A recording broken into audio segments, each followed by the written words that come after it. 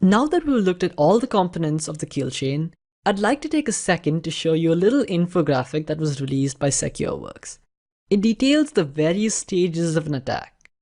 Take a second here to pause the video and examine it, taking care to note the stages that overlap in between. Done? Awesome.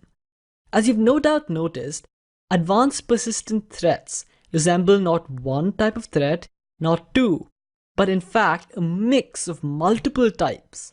In other words, if your current defense mechanisms help protect you against any one of these threats, you're going to have to make them more comprehensive. Standard defense mechanisms will protect you from conventional attackers, but protecting against APTs requires much more effort than this.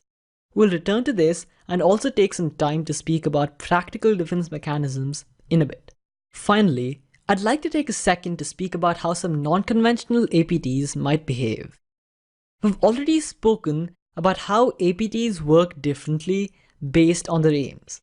But now that we have a good understanding of the kill chain, we can finally look at just how they differ. At the risk of sounding like a broken tape recorder, I'll say it again. Not all APTs are made equal.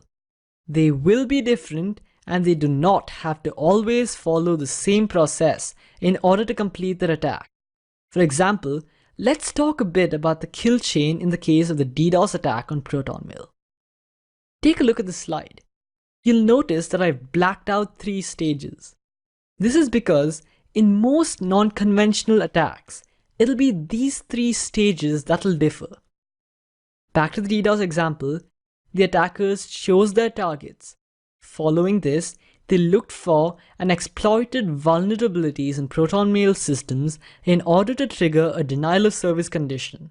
However, in this case, they never made any sort of attempt to breach the perimeter itself or to obtain any sort of internal information.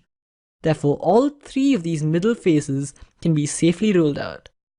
However, as we saw in the previous module, this denial of service attack resembled an APT more than it did a conventional attack.